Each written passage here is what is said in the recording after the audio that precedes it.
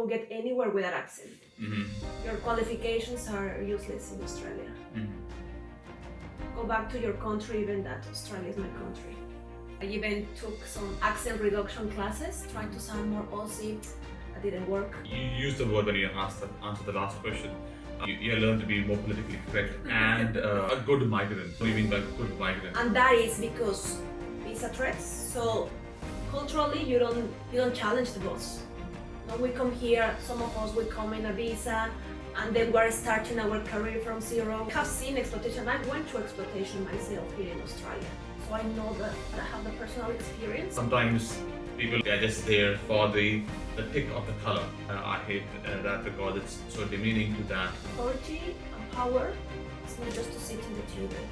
It's like really the people that influence, and normally the ones that influence, they are not sitting in parliament. Business as usual, just keep moving forward. Before we get started, please subscribe so that you never miss an episode of our cutting-edge contemporary conversations. Thank you. Welcome, Karla. How are you? Bien, gracias, Dev. ¿Cómo estás? Bien, gracias. Excelente. Thank you for teaching me that. Thank you for your time today. I was trying to get through your profile, and you have done a few things in your career. I would like you to share your story, not just as a migrant, but also as a person who is trying to find their feet, trying to do new things in a different culture. Okay. Gracias again for the invitation. Mm-hmm. Well, a little bit about me. I was born in Mexico, Mm-hmm. in a very hardworking family. Mm-hmm. Mexico Has it's the country with one of the longest working hours in the world. So people over there work an average of 12 to 15 hours. I remember I was parliamentary head advisor back then, and I was starting a normal day 7 to 11, 12, going back home, and keep going until 2 o'clock in the morning. So it's yes, a culture of a lot of long hours. I moved to Australia 13 years ago, and as many other migrants, I started my career from zero. So I was parliamentary head advisor. I was in parliament. I started there when I was 18 years old. And I remember people telling me, what are you doing in parliament? What you are at home? What you are not at home cooking or cleaning instead? And then I moved here, and then I just heard, you won't get anywhere with that accent. Your qualifications are useless in Australia. Go back to your country, even that Australia is my country. The story of thousands of migrants, but with a lot of determination, hard work, anything is possible.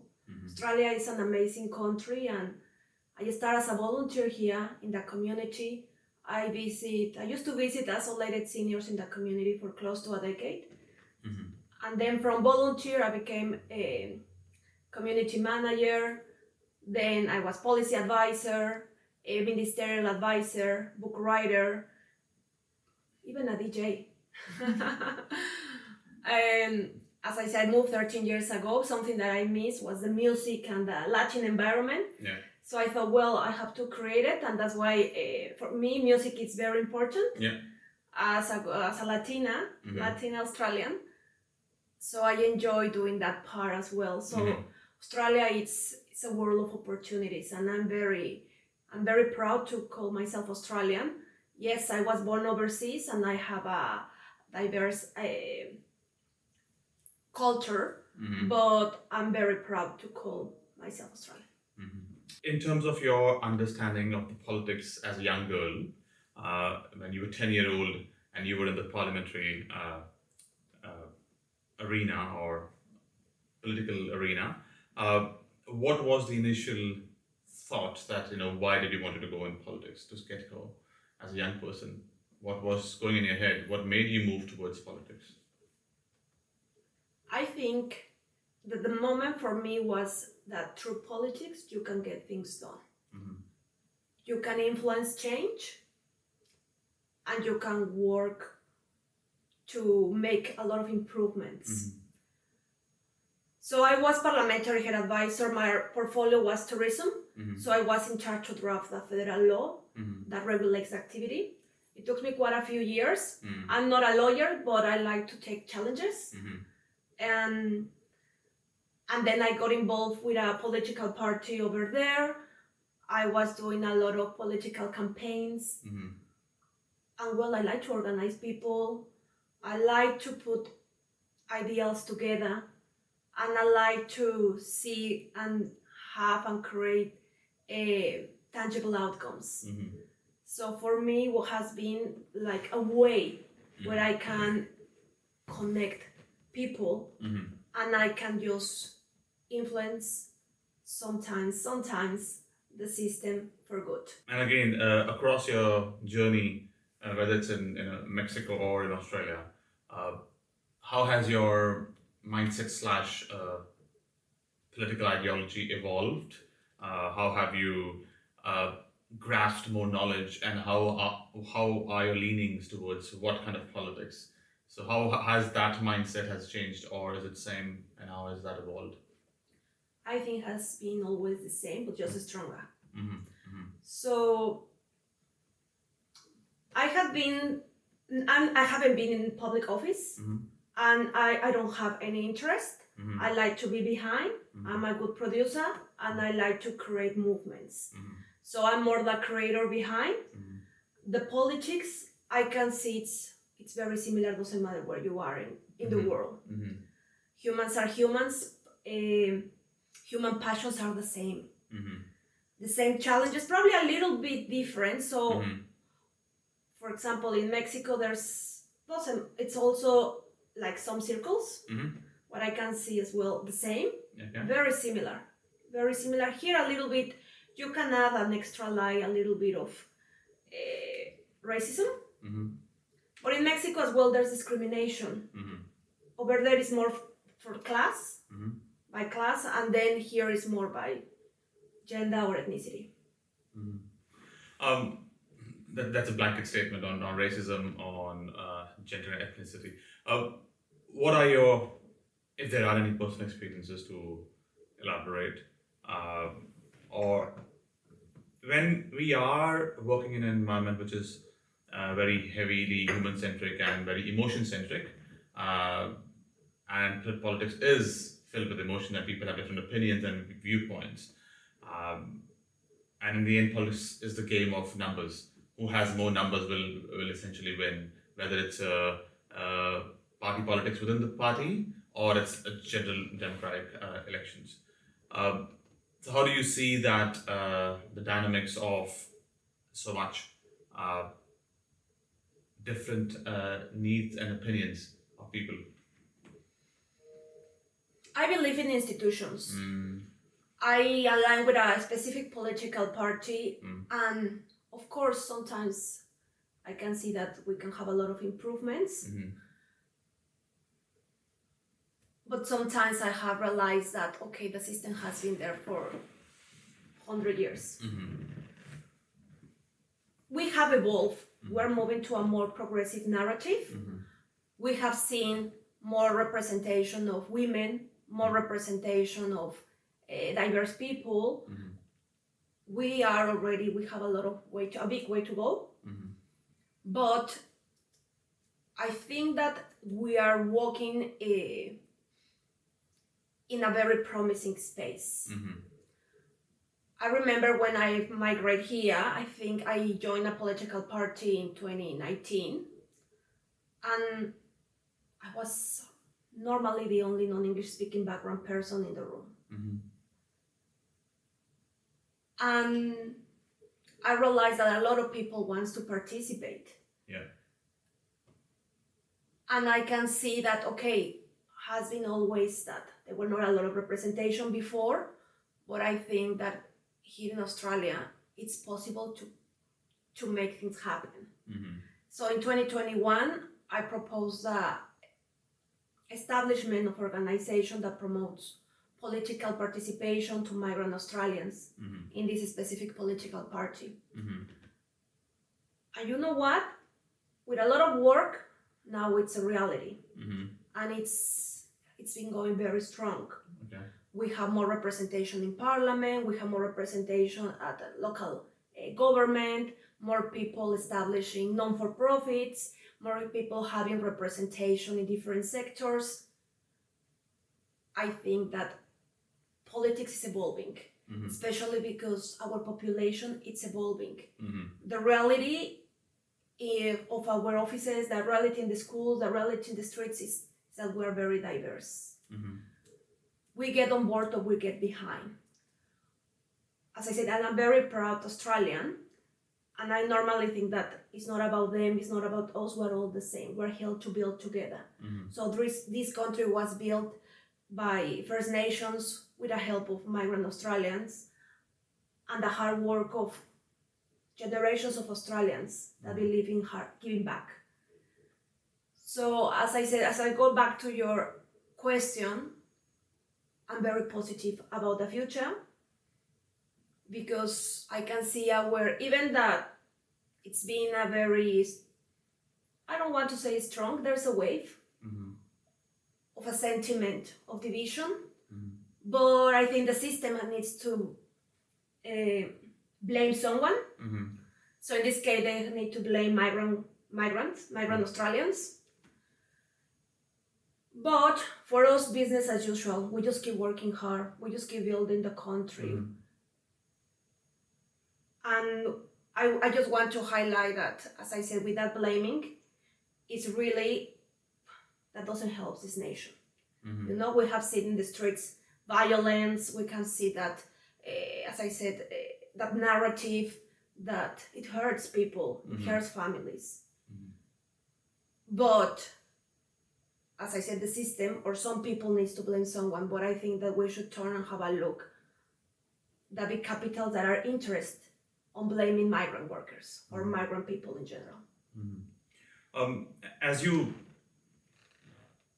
observe the political environment fairly closely by working and creating a subgroup of an organization which you started to bring migrant workers and migrant population into the political conversation through a political party mechanism as well. What was the initial hiccups and challenges you faced in terms of getting so many diverse groups into the room? What was the journey like? Well, I live that challenge every day. The reality of an Italian with an Indian background, with a Latino, it's very different. One size doesn't fit all, but when the collectives and the message is clear, you know what, our best friends are 6th generation Australians, 3rd generations, 1st generation. We are building a move that is not just, we don't put ourselves into one bucket. Yes, we have very specific challenges, but I don't like to go to the victim narrative or that we are different. Yes, we are different, but we are all different. There's no difference to that. There's challenges, but probably with time. I think that when you start something, doesn't matter where you start, there's always challenges. Of course, sometimes migrant Australians, they have some practices from overseas, and we are very passionate about things. Like people says, "Oh, Karla, you are so passionate."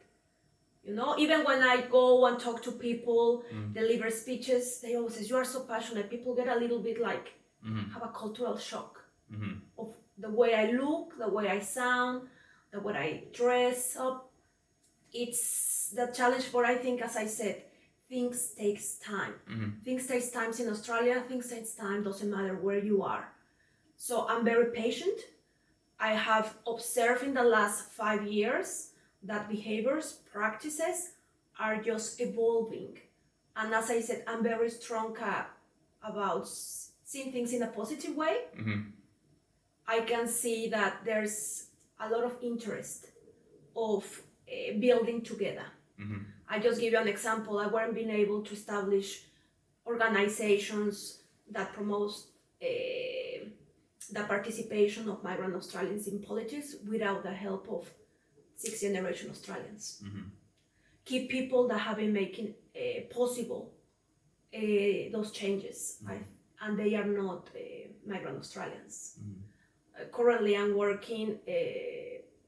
One of what my boss is probably third, fourth generation, and the things that we can do together. We bring skills, we bring knowledge, we bring passion, innovation, and then we work very hard. So that I can see that benefits the systems.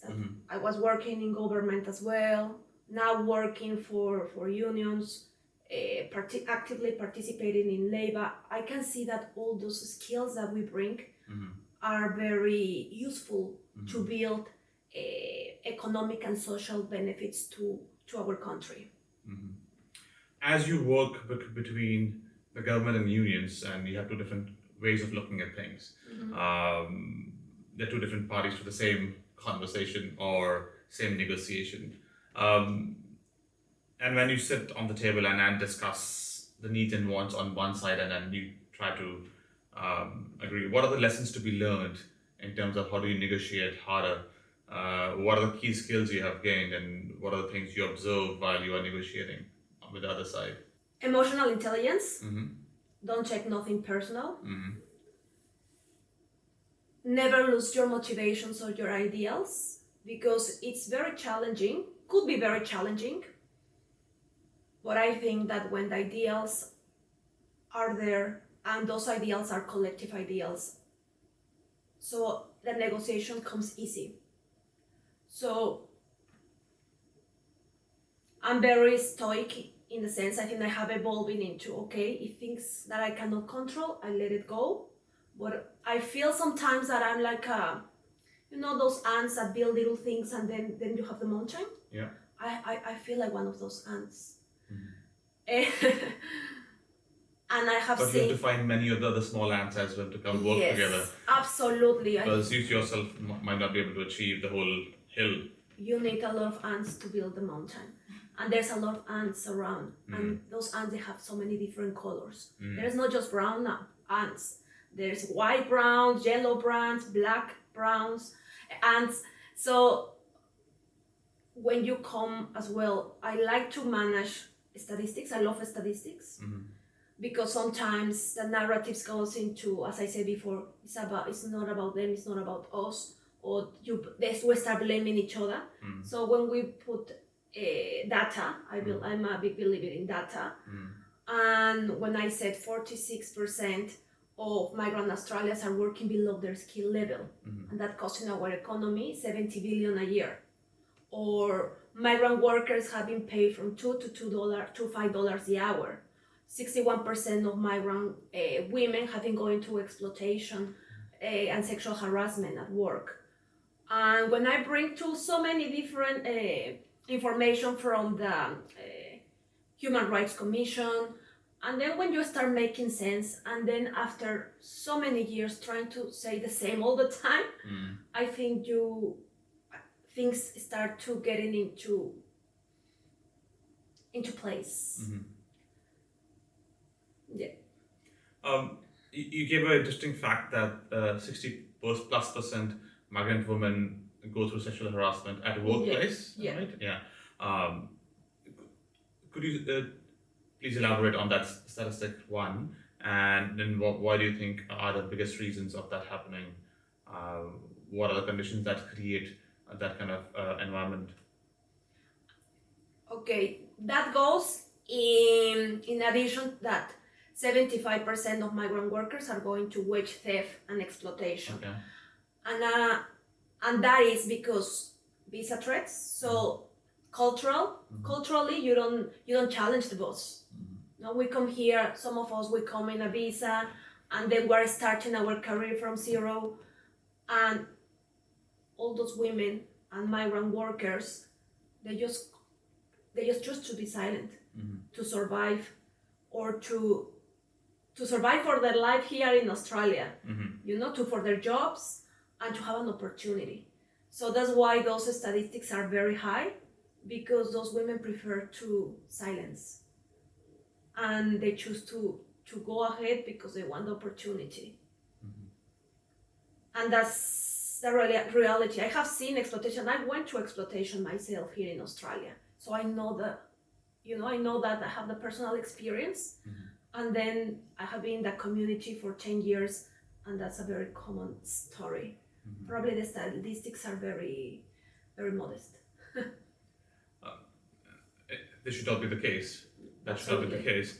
And then this should not be a common story to be exploited, where we are all equal as per fair work. If you are delivering a similar kind of employment, you should be paid equally. There should not be any difference from a fair work point of view, and from a liberal democracy point of view.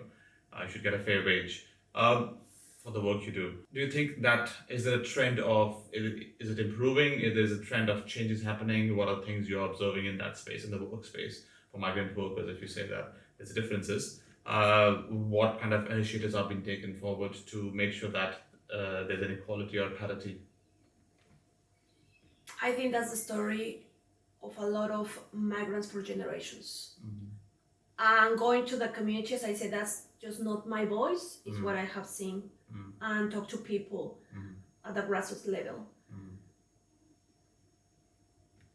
It's very, I don't know if I can say it's been improved, like we have improved the situation, but we are moving forward. Here in Western Australia, we have a new initiative, so led by Unions WA.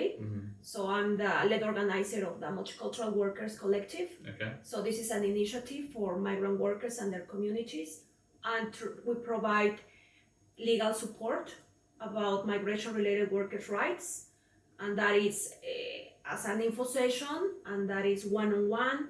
We provide multilingual material. We also provide a certification of workplace justice visa, so if they are going through any exploitation and abuse and their visa is about to finish like in 28 days, so we can certify that visa and give them 6 to 1 year to pursue for that fairness at work. This project, this collective, it's new, so we have been there for seven months. So this is the first one since Federation here in Western Australia.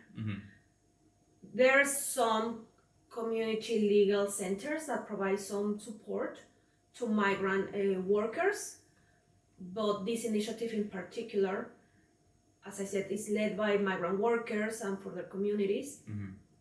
We are just trying to survive as well, because as I said, it's new. We don't know if we're gonna have an extension after the 30th of June. I will let you know. So I hope we will have the opportunity to keep serving the community, because when we protect a migrant worker, we protect the whole system. We protect conditions for every worker. So this is something we're moving forward. There's initiatives like this in every state, but this project is new in Australia.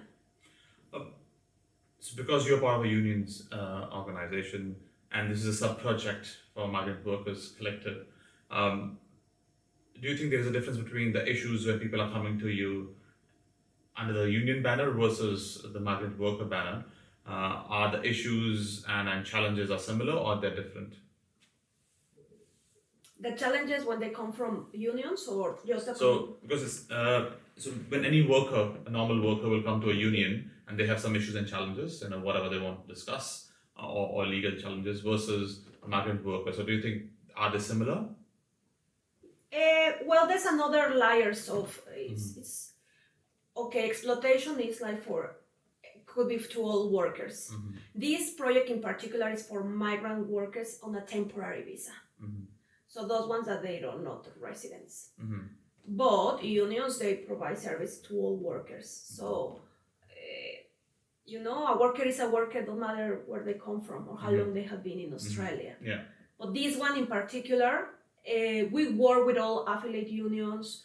We work with mainstream communities, with multicultural communities.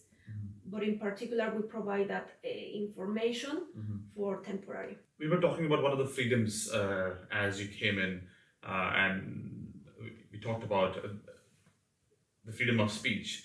That we need to have in a functioning society. You need to be able to say our mind, speak our mind, and have a good discussion across the table. And whatever your views might be, you should be allowed to say things. how do you see that core freedom playing in the work you're doing? Because you have to try to manage so many expectations from different sets of communities as well. It's been challenging. Mm-hmm. But doesn't matter where you are in the country, I think the system is still, you need to challenge sometimes. I have put myself as an activist. Sometimes you say things that you should not say out loud. But that's the voice of so many people. I'm trying to be very politically correct sometimes. I have been learned to be a good migrant. But sometimes.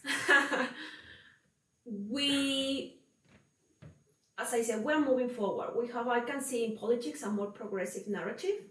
I feel very comfortable in the political environment that I am at the moment, or since I joined political participation, so since I've been participating in politics. And doesn't mean political participation doesn't mean being in parliament.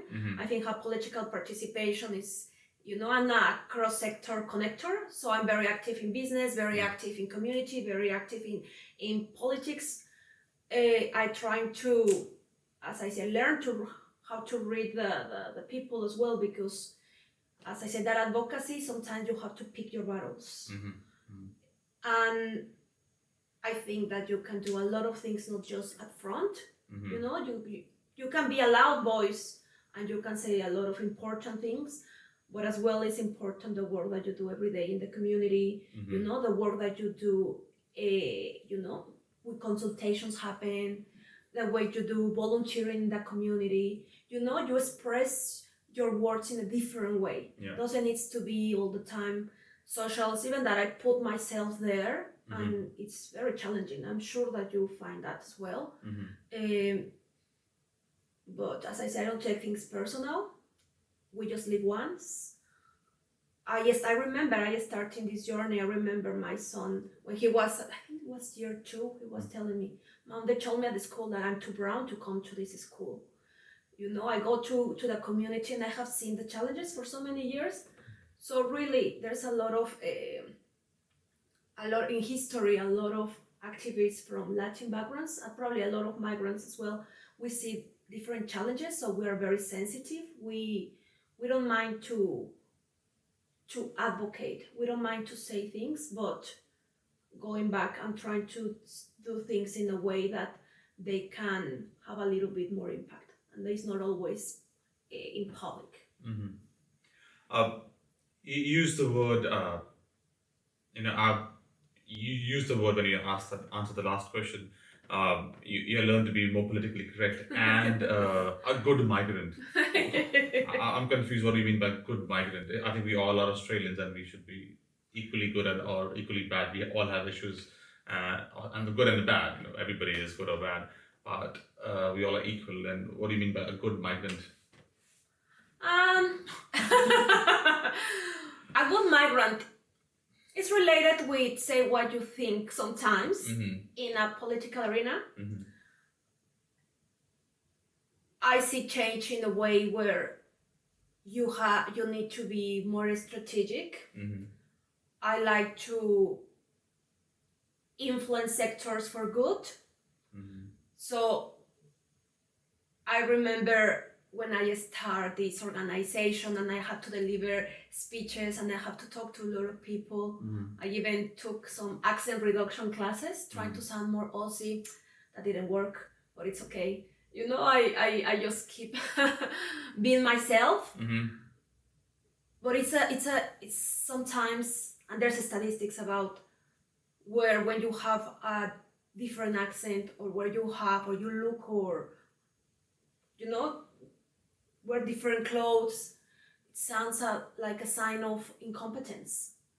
There's something called accentism, or when you go and to recruiters that they just scroll your name just because it's not an Anglo-Celtic name. So I decided not to change my name to Karla Smith, but without losing my identity, I have learned to pick my battles, because I have very clear ideals of what I can see we have been advocating in the communities. equal opportunities. I'm talking about, yes, we have the opportunities, but 95% of executive and board positions go to Anglo-Celtic. Yeah. So we still have a lot of way to go. Yes, we have the opportunity, but yes, at the bottom level. Or we just keep knocking doors. And the sentiment of the community has been there for generations. Some people just give up. They hope their children will have a better future and more opportunities.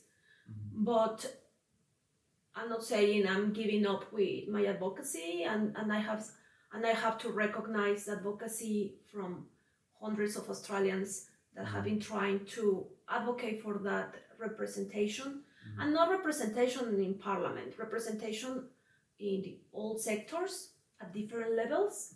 We want to have a room full of migrants with a lot of skills, but we don't have equal representation at all levels. It doesn't make sense. It's just pay service slip. Because Australia has so many demographics of people living here, and people have migrated from different countries. And don't you think at workplace, when you say that the top rate is purely Anglo-Celtic, 95% as you said, don't you think that as all Australians we should be equal, and we should be, for work we should be chosen on merit primarily? If you are good, you should be getting the job, and the name should not matter. If you can deliver what the job description is required, and if the management likes you, that the way you can do the job, you should get the job. That should not be the case. And I think for one demographic to improve doesn't mean that the other one has to be suppressed.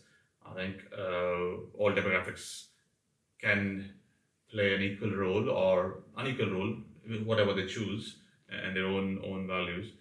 But in the end, what should persist is merit, not a suppression, or not just bringing up one demographic versus suppressing the other demographic. So I think you can't create a win and a lose situation. You should create a win-win situation for all circles of people or demographic of people, because in the end, we all are Australians. The difference might be I'm a first-generation migrant, but still an Australian. Somebody who's a fifth-generation Australian. But in the eyes of law, we all are equal. And in the eyes of workplace rights, we all are equal. We shouldn't be treated, no should be treated differently. I don't think so that should be the case as a default, because we all are equal by default. We all have equal democratic rights.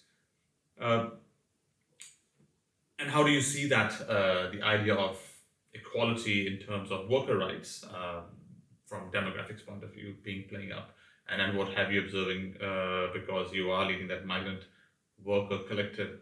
Is it similar? That's what I earlier asked the question. Or are there similar issues or challenges, or are they different than the other people who will come to the union for the legal issues or challenges they're facing with their employer? There's different challenges, and I just go back. I think I agree that should be as well be pre-selected by merit. Like, I don't support a diversity because someone is brown, and then yes, just to cover those quotas. I think that doesn't work like that. For me, I'm not supporting that. We're all the same. We should have equal opportunities. The statistics are clear. We don't have representation of culturally and linguistically diverse Australians in executive positions, and that has been like that for years. And I don't think that just it's a fight of numbers. Should not be a fight for numbers. Should be a fight for, we need, if I'm supporting and I'm promoting the participation of culturally and linguistically diverse Australians to get in parliament, has to be because they are the best Australians there, the one with the skills, the one that has the community work, the one that has that is committed. I have seen that yes, we promote people to get into those positions, and we get there, they get there, and there's no benefits. That doesn't make any difference. So I'll ask you another one. I have observed people who are first-generation migrants, and in the play of whether it's their government committees or political groups or when they appoint people, sometimes the appointment is not done on merit, it's just purely done on color.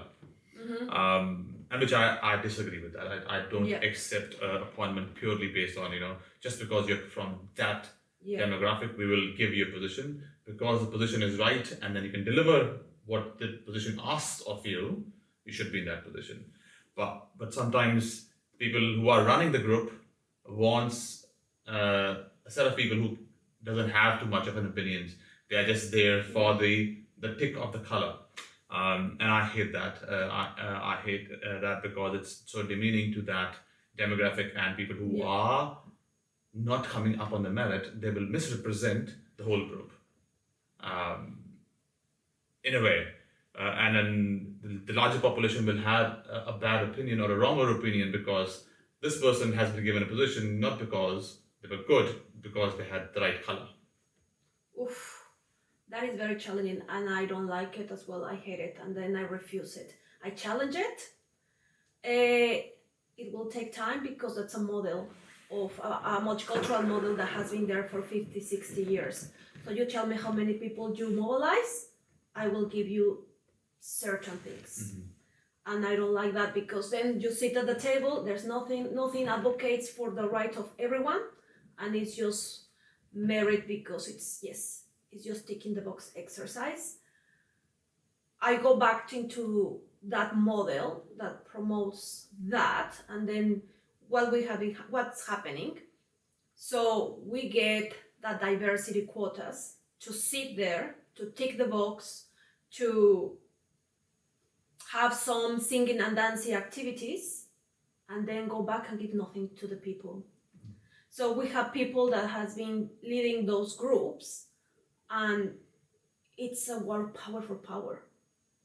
So that's the other part of diversity and advocacy that I have to be very open and transparent, because as I said, as an advocate of diversity and inclusion, that's the challenge that we have on this side as well. I support diversity within diversity. The same groups, the same people, it's not sustainable. As I said, just create a Ponzi scheme where you give money and then you just go, doesn't matter which political party. All political parties. Take the photo, a handshake, and then you volunteer, you dance, you have very good time, and then go back and drive a taxi when you are an engineer.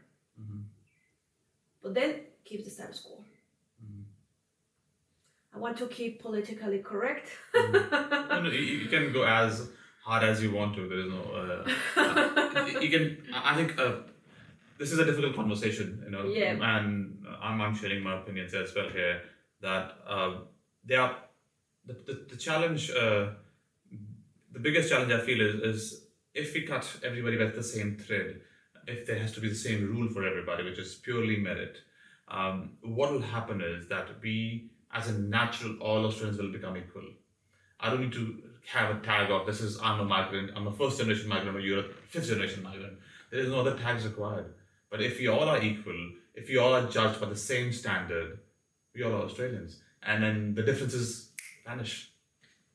Yes. In a way. But sometimes, in the public eye, when there are multicultural / diversity and inclusion events, it should not be limited to the diversity of food, diversity of music, diversity of dance. It should be diversity of ideas, intellectual quality and capacity. It should be diversity of who brings the best to the table in terms of knowledge.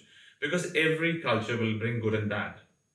And it's the role of the leaders of this generation to say that my culture, this part of my culture, which I was bringing from there to here, is bad. I will leave it. This is good, and the good should be kept, the bad should be left. Absolutely. But the leaders should take that position. Doesn't mean that if you are from that community, everything is good. Doesn't mean that. I think that we are evolving into a more multicultural society. There's some challenges as well. As I said, we can talk all the positive things, but as well it's important to identify the improvements. Going back into that part, for me, which is important, is we should highlight those skills, those economic benefits that yes, our diversity brings to this nation. So what we bring to the table, and we have been bringing for generations, is all the hard work. Now we have so many skilled migrants in our country. We have the best doctors, the best engineers, and it's important to highlight, for example, we receive through the work of migrant workers, and I said migrant workers because this project is migrant workers. Sometimes it's very challenging because we don't want to put ourselves into a box because we're all Australians. As I said, yes, I eat Vegemite tacos, but I am Australian. My heart, I feel proud. I feel every time that I see our flag, I'm very grateful. I went back to Mexico a couple of years ago, and I feel even more grateful to come back here. And I know that I have a mission. I have been working on that mission, but I was going to that statistics. Migrant workers, they give us 120 billion a year through their taxes, their work, and the work that they do in our country. So the economic benefits, the skills that we bring, it's important. It's a conversation that we need to have. We get into the cultural part, as I say, yes, indeed, the singing and dancing, but less people talk about the economic benefits. And because that's skill assessment. The skill assessment, yes. So it's... I think the easiest way to equalize people is to assess the skills on the right skills. And if you're not at the skill level which Australia needs, then that's fine, But there has to be standards matched and managed so that people should not be underworking on the skills level. Yes, and then it's a waste of taxes. So we have engineers paying taxes as Uber drivers instead of paying taxes as engineers. I think that is the conversation that we need to move forward. We are a new generation of migrant Australians that we have the skills, we have the qualifications, we have the expertise. The narrative of division for me is all news. Some political parties, some very specific people have been using that for political gain. For me and for many, as I said, all news. This is the reality. We are building together. We are all the same. We bring the skills. We are here building together. Maybe they need to find different. They need to blame someone else because we are busy working hard. Yeah. And you have talked about your son. What are you passing on in terms of the value system? What you have learned? Was your child born here in Australia, or was he born in Mexico? He was born in Mexico, but he was 4 months old when he came here. Yes. So what kind of values are you passing on to your young boy? Respect. Probably respect. Doesn't matter where you come from. Doesn't matter your look. I think our Australian values are very clear, and I would like to probably the next level of advocacy, what I have seen, what I feel that we need to work on, an advocacy for Australian identity.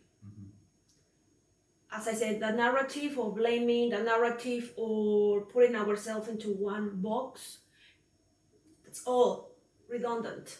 Yes, we have challenges, but we're working on that.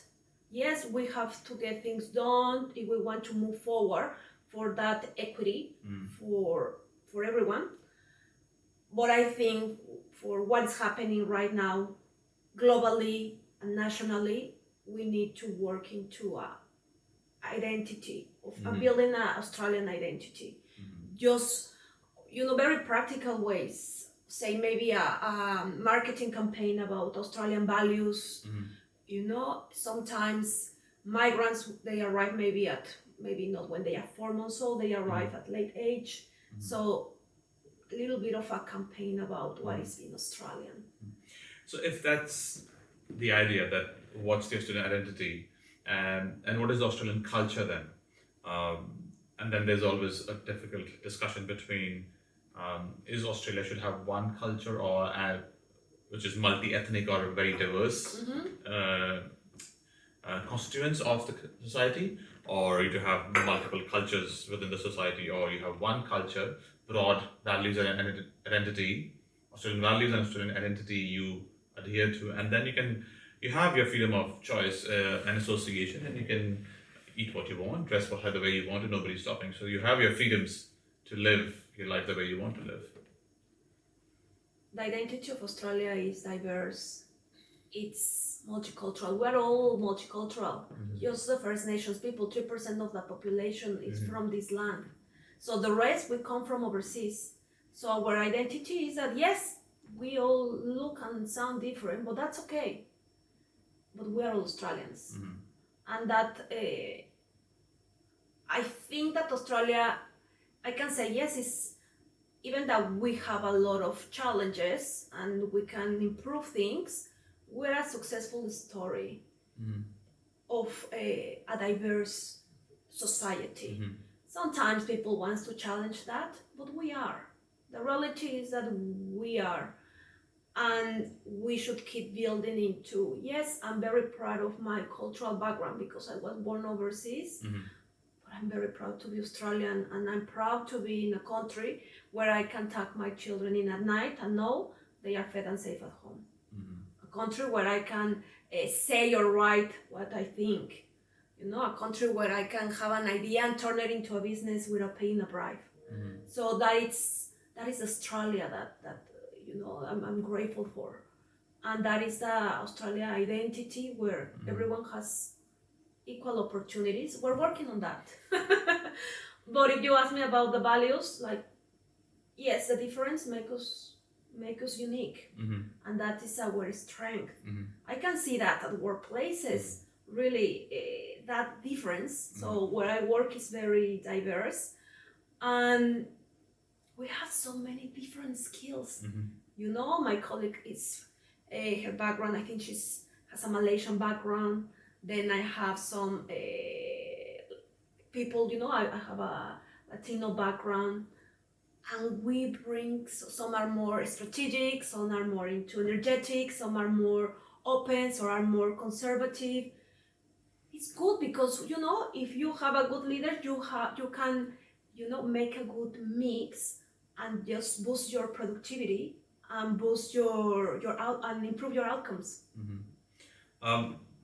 You have observed politics for some time. What do you think are the qualities of a good politician? How do you define a good politician? Qualities of a good politician? Honest. Committed. You need to be highly motivated. You need to be, if you want to be a politician here in Australia, you need to love Australia. You need to serve Australia. It's very challenging to get involved in politics. So I think you need to be very assertive, and your ideals needs to be non-negotiable. And your skills and your ability to never forget about the people and to engage with the communities, to engage with businesses, to engage with all sectors. I think that we want everything from a politician, right? It sounds like a superhero. Superheroine. Or superheroine. Yeah. It sounds like we want everything, but yes, we want everything. They are representing Australia or systems. So, honest people committed to the community, people committed to to give not just community benefits, economic benefits for everyone, to everyone. If you were to be a politician one day, what are the top 3 things you will focus on? I don't would like to answer that one. That's fine. Yes, because I always get in trouble. Mm. I'm trying to build on the side to push this movement. And when they see that you have a political ambition, they block you. And then I don't want to compromise the movement. Mm-hmm. It's very hard. So literally they put you like, go and sit over there. We don't want to see you. Mm. So and I'm back into a very political space. Mm-hmm. As I said, I don't have any political. I don't know about the future. I don't feel like I'm glad I have the opportunity to serve through this project, to this collective, the community.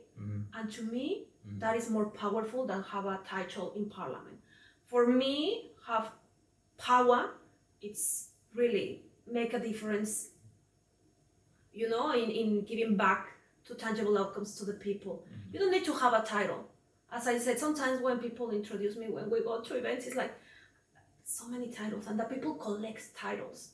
But you asked me about if I want to be a politician. I said if you were a politician. If I were a politician, politicians not all have the power.